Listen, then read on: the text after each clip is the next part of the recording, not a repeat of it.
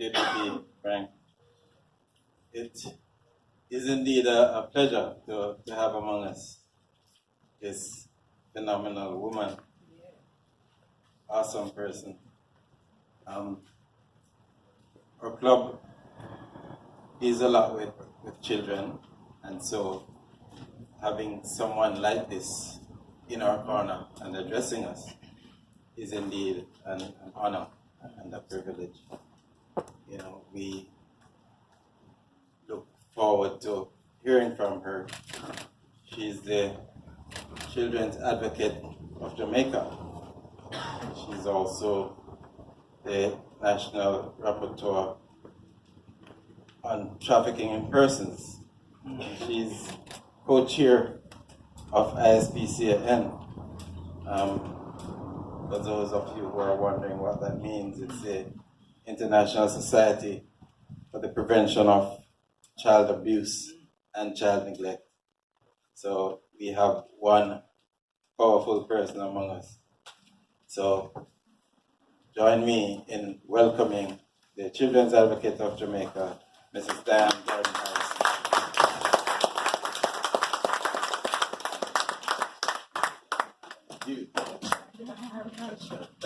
The lingua.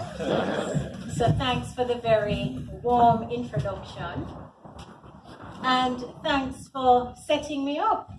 Because as I sat and I listened and I watched, I said, but these folks do not actually need a guest speaker because the wealth of talent, excitement, and just quality and love that is in this space is amazing. So I want to thank you for having me. Thank you for the invitation. And thank you for sharing because you certainly are brightening my week.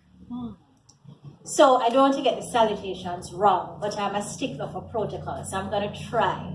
So I know we have Father Monsignor Ramkasoon. Of course, we have the Executive Director, who is here, no stranger to me. And the leadership, is it the district I start with and then go to the club, or is it vice versa, since this is a club event? Start with the Vice Governor. Okay, so we have the Vice Governor. We have representatives from the district 20, division 27, you said? 23, yes, perhaps because I'm born on the 27th. And of course, all the leadership of the Kiwanis of North St. Andrew, the members of staff of Mustard Seeds Communities, and of course, the Matthew 25-40 home, all the residents who are here, and members of the media, distinguished ladies and gentlemen, all, good morning to you.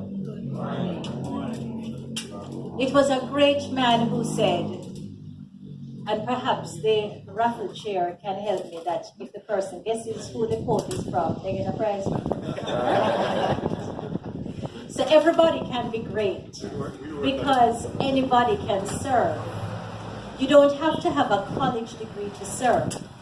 You don't have to make your subject and verb agree to serve.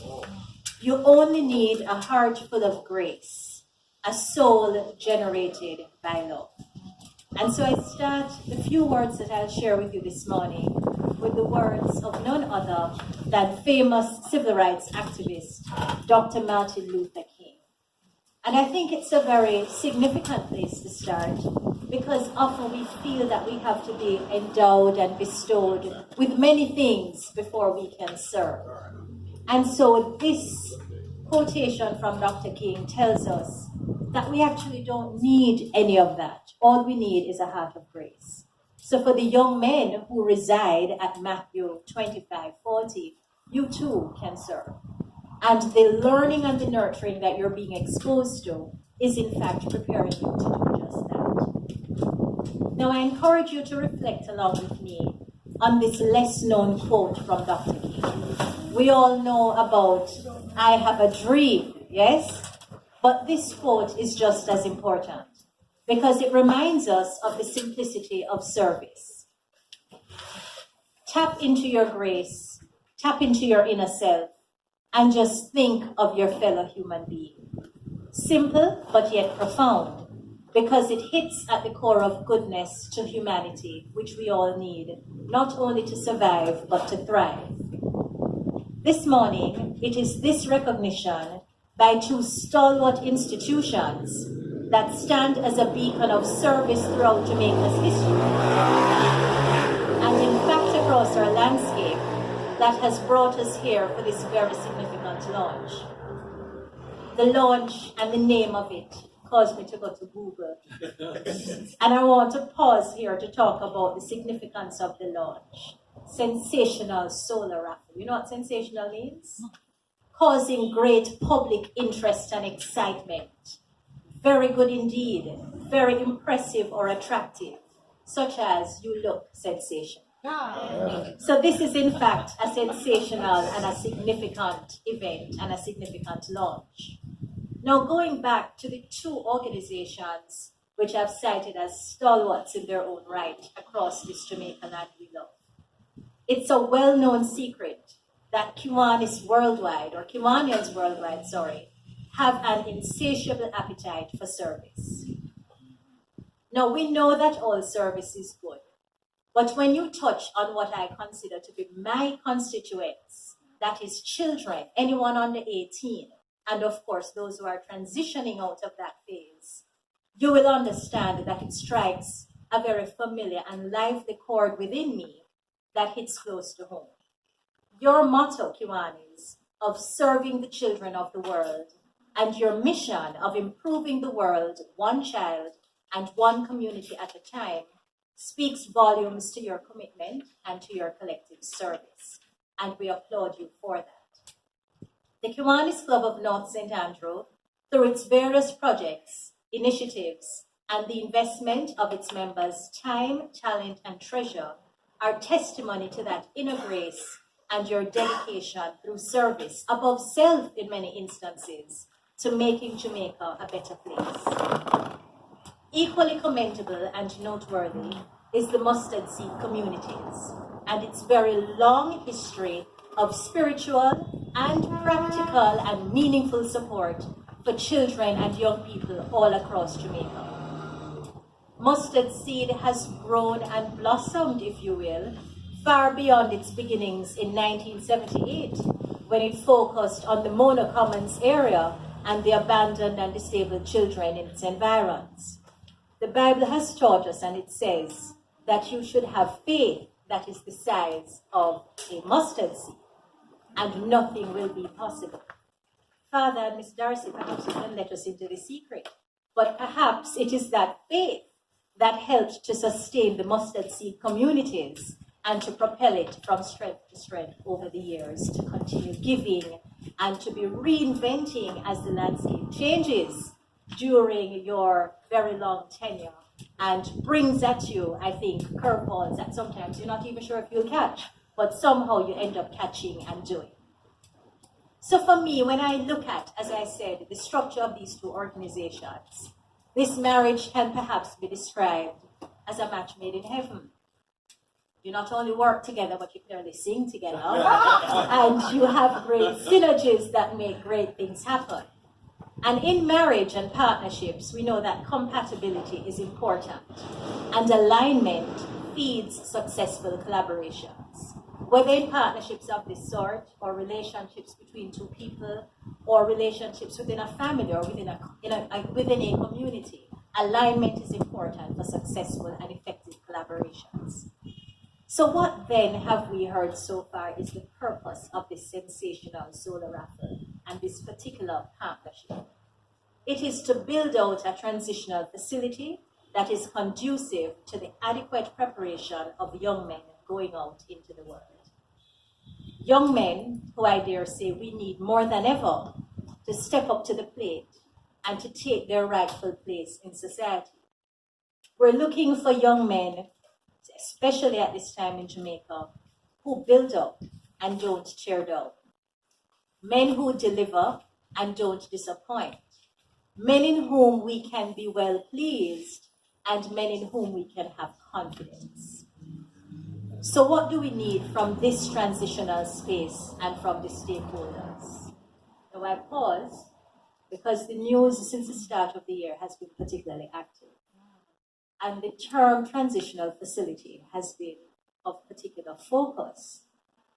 And I want to say publicly that while there are concerns about some transitional facilities, this is not a condemnation of the concept of transitional living.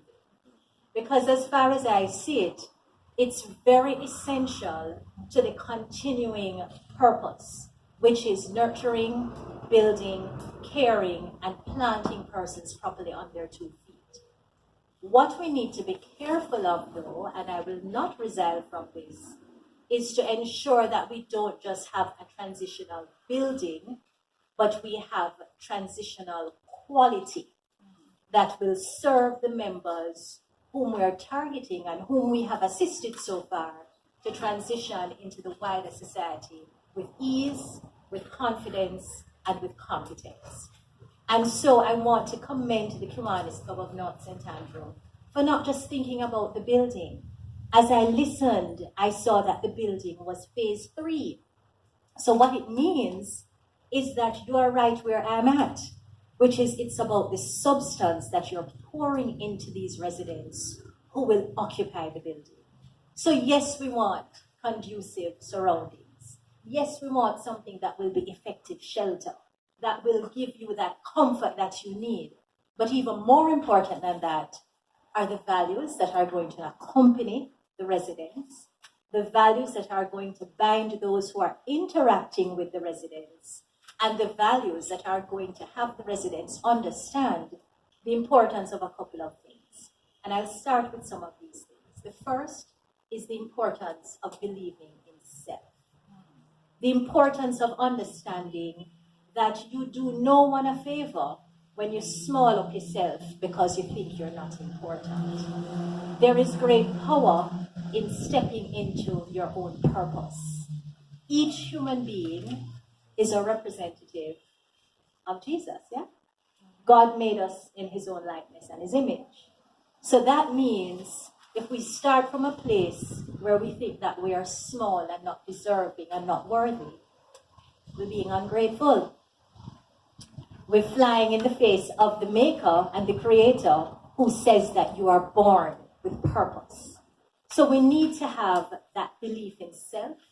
We need to be able to validate ourselves and not wait on that validation to come from others. So that's one of the things that I'm going to urge this particular club, who has been doing such amazing work with this facility, to continue imbibing in the residents. Self-worth and self-validation is important. The other thing that's important is the benefit of hard work, the benefit of being industrious, the benefit of learning the importance of earning an honest living wherever you are placed. So it's not about the big man them who do certain things and the people who can floss and make it through life. It's about recognizing that wherever on the ladder of life that you find yourself, there is value in being honest and in working hard at whatever it is you're doing. Because by the sweat of your brow, you shall eat.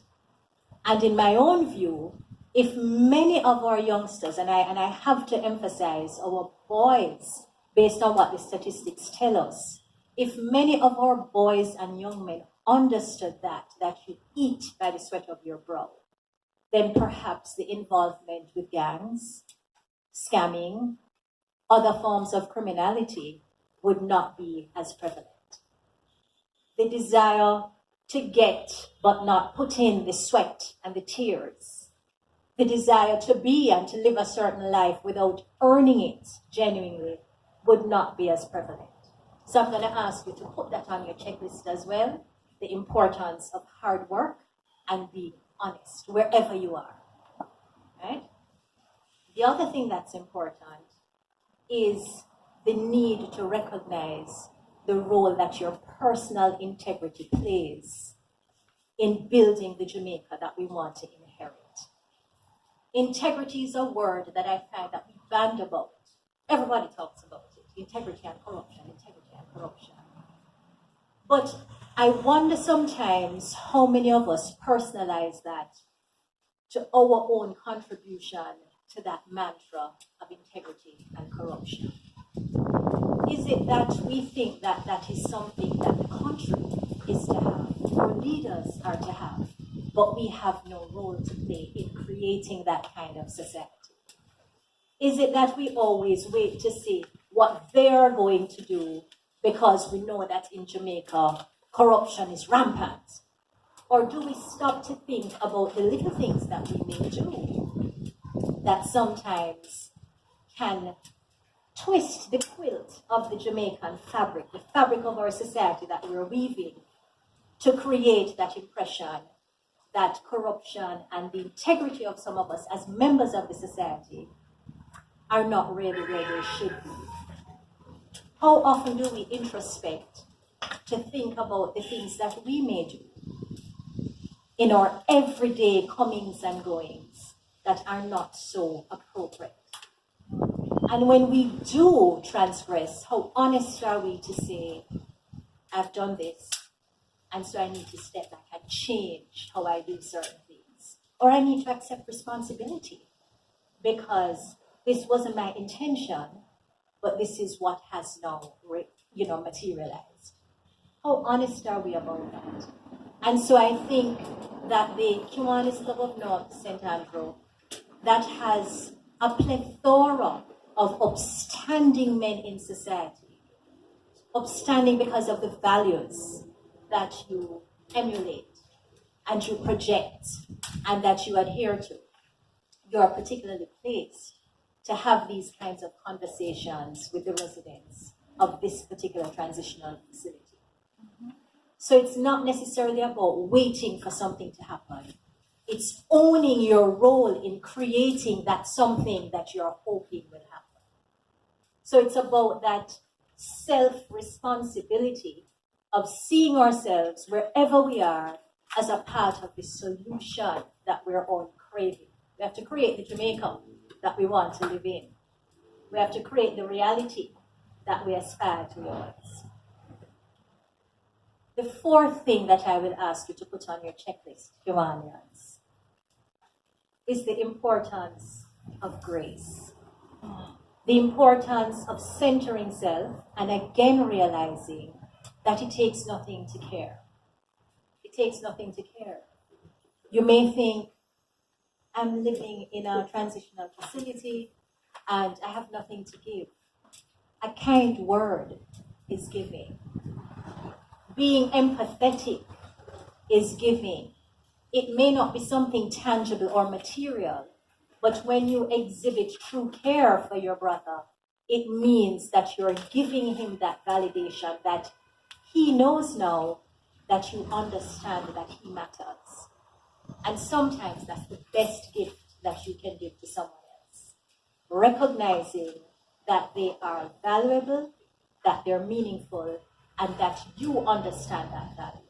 So again, I'm going to ask you, Kiwan, it's not like I'm giving you a lot of homework, but I think it's critical because we are at a place in our society that each member who has the ability to contribute in whatever way, in whatever area, needs to really water the seeds where they are planted. So we're working in our areas and our spheres of influence to build that kind of resounding promise in our people that we need to see if we're going to come out of the quagmire of a lot of the distress that our societies are in.